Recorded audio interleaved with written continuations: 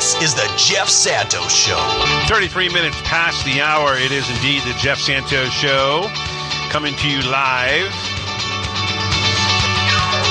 from the South Coast in southern New England. Time to go across the country, however, to the 206, to the great city of Seattle, WA. And where we find our Renaissance man. And it is so important to hear what's going on not only in Seattle, but around the great state of Washington. You hear Mark Taylor-Canfield. You hear him every Tuesday here on the Jeff Santos Show. It's a little bit of his music. We're going to find out a little bit of what's happening with the police chief, Capitol Hill situation. All this with MTC. Mark, how are you? I hope you're keeping safe, my friend. You are everywhere.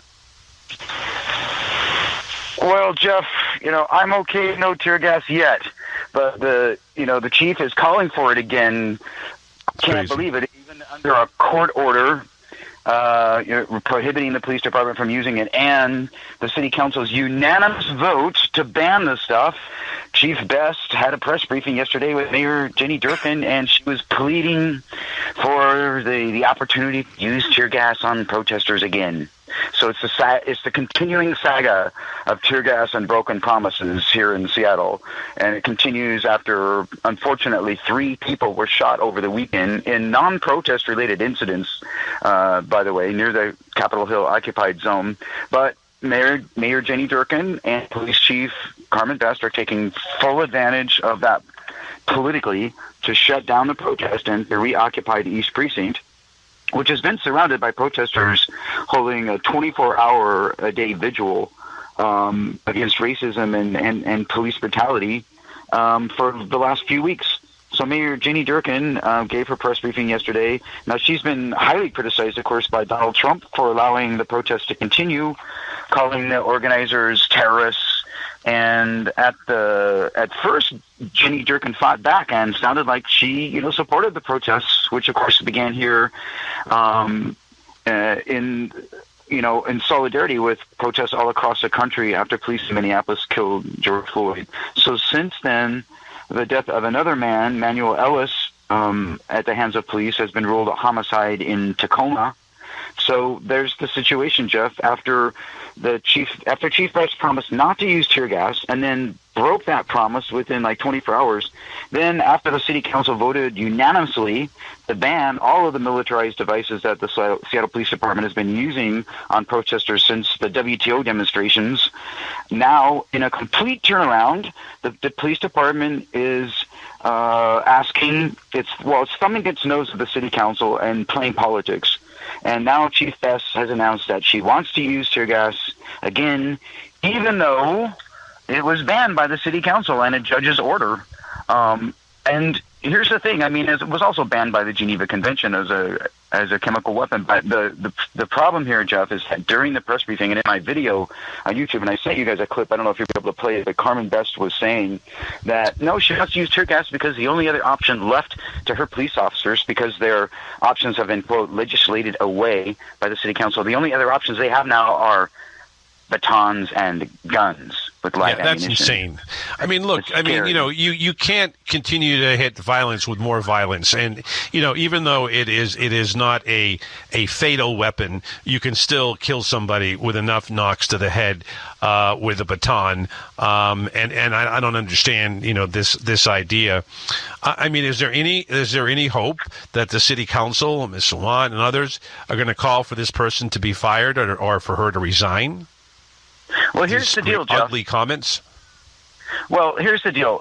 It goes to Mayor Jenny Durkan too. Now, here's the conflict of interest, because, and this is why the mayor is going to get accused of playing politics, regardless of what she says and regardless of what Police Chief Best say, because of course they're using the issue of public safety, and they're saying that they have to clean things up in the protest zone. Well, Mayor Jenny Durkan is has a problem here because one of the major demands of the protesters, and by the way, the first demand of the protesters in the Capitol Hill occupied protest in this autonomous zone, this cop-free zone, as they call it, although it hasn't been completely cop-free. The cops showed up when these shootings happened, but they want a 50% defunding of the Seattle Police Department, and they have the support of several city council members, including Shama Sawant and Teresa Mosqueda, on that issue. The other issue is they want that money to be given to black and brown communities that have been underfunded and redlined in this city for many, many years. And one of the other demands, although there's a series of them, one other demand, besides the fact that they want the East Precinct to be a community center, and by the way, there's a whole history of buildings being occupied by activists in this town, including the Central Area Motivation Program, which was a fire station that was occupied by black activists. That is now a community center. El Centro de la Raza in the Latino community was occupied by activists. It's now a community center. So there's a whole history of this. The Daystar Indian Center, the tribal center at Discovery Park, was a former military base that was occupied, including by people like Dane Fonda, and it's now a tribal center. So there you go. There's a long history of that happening. So that's one of the demands. But the main problem here is that one of the major demands is the immediate resignation of Jenny Durkan. Now, if Jenny Durkan goes in with police and arrests all the people in the zone and in the park, she's saying that they are going to basically sweep it. They're going to get rid of the tents because hundreds of people have been living there now, Jeff. It's much like the Occupy movement used to be, and we're seeing a similar scenario where these so-called liberal or neoliberal, actually, mayors come in with the police and arrest everybody. But there are all sorts of people living in the park, and so today she shut off the water, or somebody, shut off the water to the park. So that's the first step, and they want the police to be able to reoccupy the East Precinct, which the activists have claimed as a community center. So if Mayor Durkan goes in with all these police and arrests people and gets heavy-handed, then, it's going to look like she's playing politics because she's basically suppressing protests by people who do not support her and are calling for her resignation.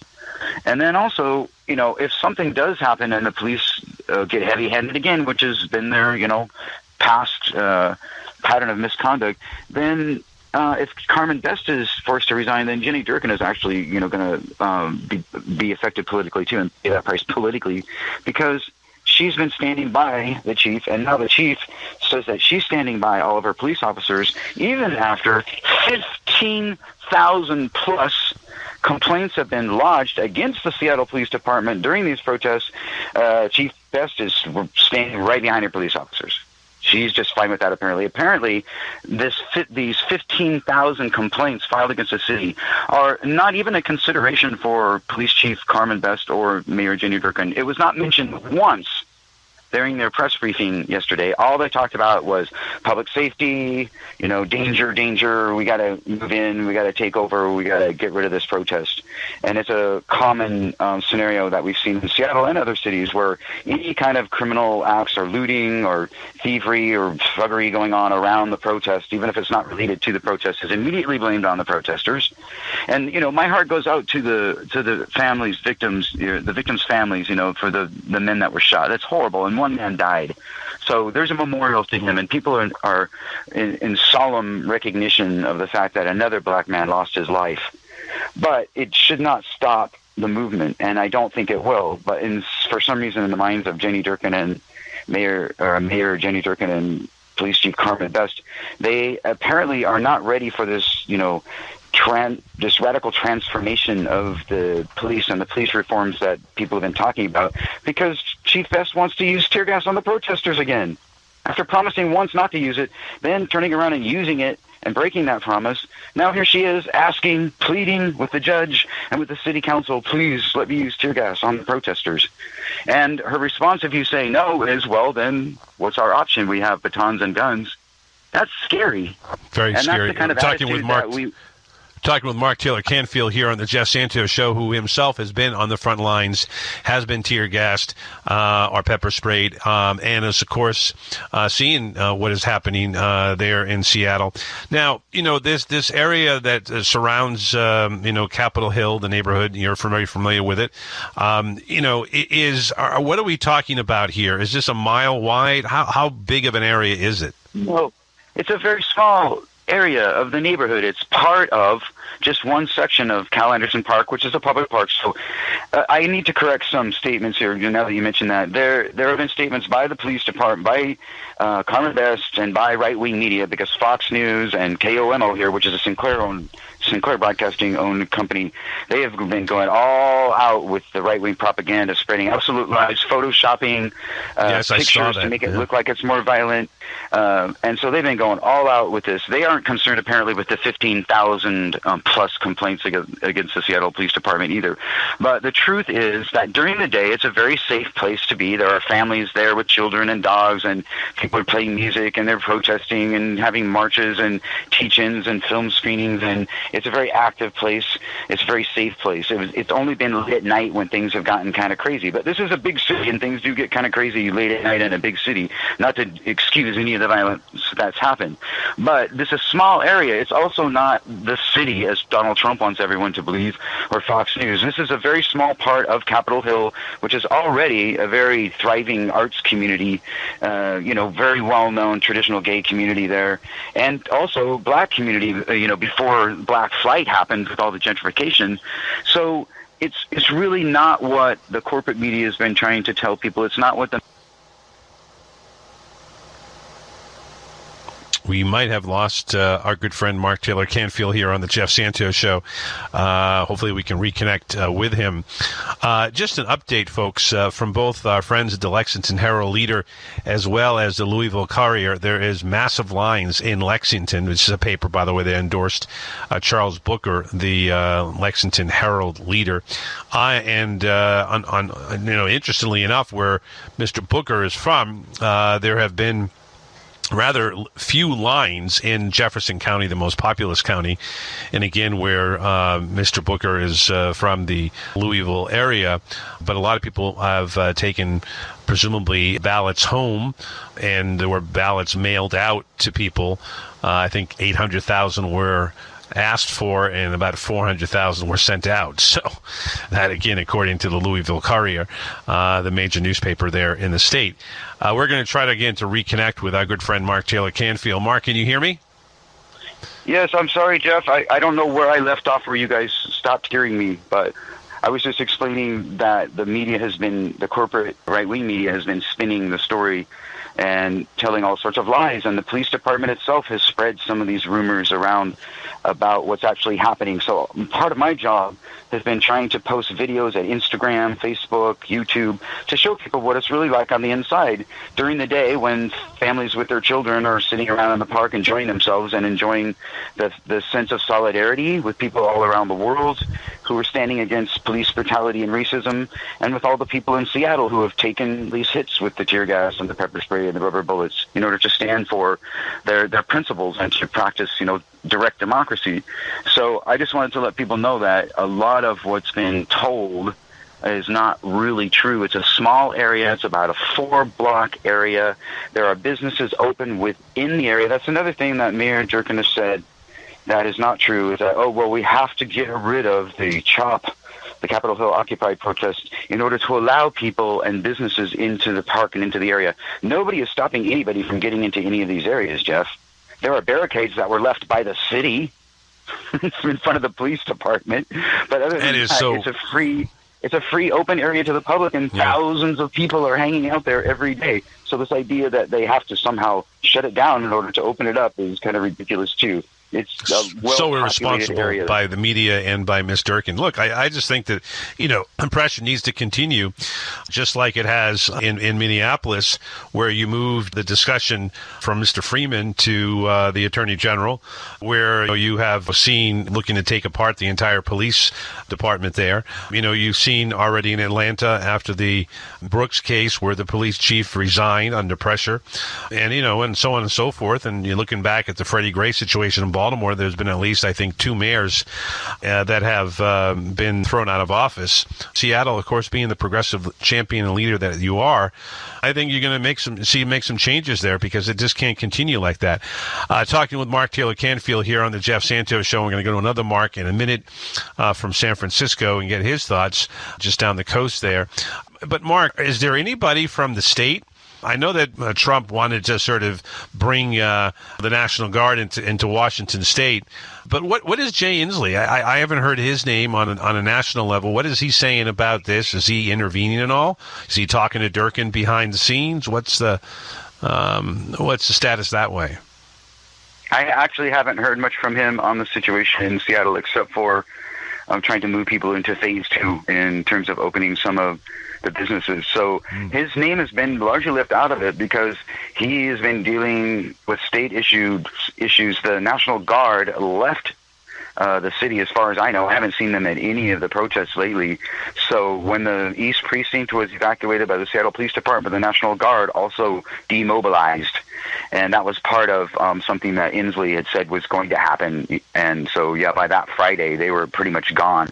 So, no, he hasn't been much of an issue. I should mention that there's still some interesting things going on in Seattle musically. And actually tomorrow, there's a major concert to raise money for COVID relief efforts, and Pearl Jam is going to be a part of it. It's on KING television, so it'll be online available.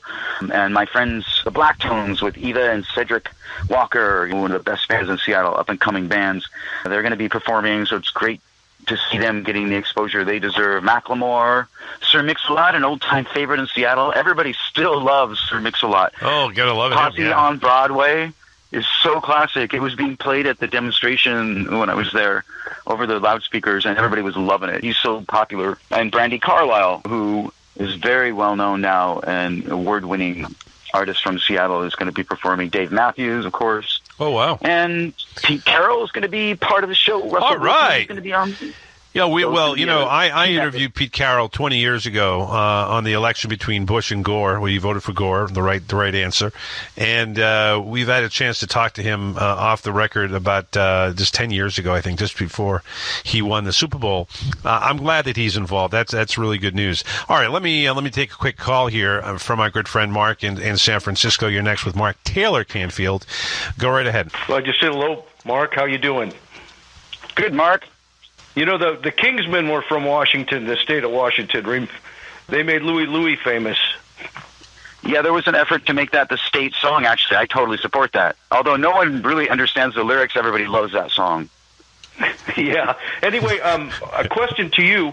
One is my concern coming up is voter suppression, and I'd like to see an end to that, and maybe some of this movement that's going on for justice in the law system to also go into the fact that everybody has a right to vote and should not be suppressed, so that our voices to vote by mail in Washington, the state of Washington. Yes, Washington and Oregon have already been mail-in balloting states for quite a while now. And so, yes, that will continue here. You can still drop your ballot off by hand in the local drop boxes that are provided by the election board.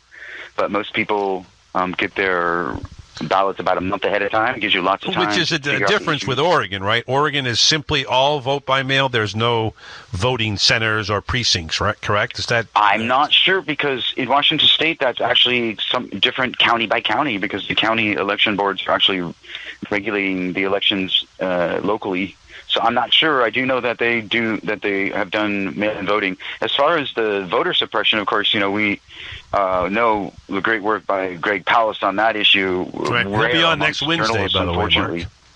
Yeah, for journalists, it's a rare issue, just like press freedom and some of the other issues that we talk about at Democracy Watch News. It's one of the legs of the stool we're sitting on in terms of democracy is at free access to ballots. And so we're seeing right now in Louisville how election boards have made it very difficult for people to vote. And access to the ballot box is, what people have fought and died for. So I think people should take it very, very seriously. And unfortunately, the corporate media in the United States does not do a good job of covering that. But it goes back to an old saying, and it's been attributed to several people. Maybe you know who actually said it, Jeff. I heard Nixon, but who knows? It's not who votes that counts. It's who counts the vote that counts. Yeah, that sounds like a Nixon. I will look that up, but I think so. Of electoral corruption right there. It's those people in a room somewhere that nobody can see counting the votes. Yeah. Now, in King County, there is a room with a window, and the major political parties are allowed to have a representative in that room as they watch the votes being unsealed, etc. But it's an issue however you vote. Unfortunately, even mail-in voting, there have been some studies lately that have shown that even mail-in voting has problems because not every ballot gets counted. That's true. I know that is true also. So there's no perfect solution that I know of yet. I do know that having most of the studies I've seen show that having a written ballot, hand-written ballot, and a paper receipt is the most accurate way to make sure that your vote gets counted. And we do have that here in Martin Luther King Jr. County in Seattle. I get a receipt on the ballot script that I take off, and then I can call the election commission and check on the website to make sure that that particular vote got counted. By the way, we found out that it's actually Joseph Stalin who said that, which makes a lot of sense, actually, as well. Oh, wow. I had no idea. That's another issue, Jeff. There's a statue of Lenin in the Fremont neighborhood of Seattle, which is kind of famous for being kind of weirdly arty, and people often paint his hands blood red as a protest against the mass killings at his hands. But there's been a push also to get rid of a Confederate memorial here, which is in a privately owned Lakeview Cemetery. But people have also mentioned the Lenin statue as something that is another example of somebody who committed huge crimes. And although it may not be directly related to some of the protests going on right now in terms of the Confederacy, I thought it was an interesting story. It's also interesting to see that people do often paint his hands red as a protest. So well, it'd be very interesting. Mark in California, thank you for the call. Just a couple of minutes left here. I'm hoping, number one, obviously you stay safe, because this is can get out of hand very quickly. I don't understand why Inslee hasn't said something, because you cannot allow a police chief to advocate, even if it's without a gun. You're advocating violence, and I don't understand how a governor, and for that matter, Durkan, who should also be, get out of town card to her, allow this to happen. I mean, this is a progressive city and a progressive state, and we're allowing this kind of Donald Trump kind of language. I don't understand that. Yeah, it's an interesting switch, since she was defending the protest at one point against Donald Trump, so that's quite a switch. But you can check out my videos at YouTube, because I'm right there on the ground, a view from the inside, showing you the truth of what's happening there. And also, I'm doing the podcast for Democracy Watch News. The Democracy Cast is doing some in-depth podcasts on this, and I'll be writing more articles. I'm on Instagram and Facebook and all over the place, Jeff. So I just appreciate an opportunity to report on what's going on your show, because I know your listeners are quite intelligent, and I appreciate getting the information out there to them. So thanks once again. You have a great show. You and Ron do a great job. Well, I appreciate I got a great team around me, a great group of listeners and callers as well, and a great group of contributors, which you're a big part of too, man. So it all works, and we only look to get bigger and better and stronger and expand our footprint. I just, again, as a friend, just be careful out there, man. You just never know when that tear gas or the pepper spray goes there. So be safe, dude. Thank you. Thank you. I want to thank Ron Kreider for producing this broadcast. The election results coming out of Kentucky over the next few minutes. They probably won't know until later in the night. Same thing in New York. Keep on fighting for that, folks. We'll be back tomorrow with a number of guests. We look forward to talking to you then. My name is Jeff Santos, and right now it's my time to say I gotta go.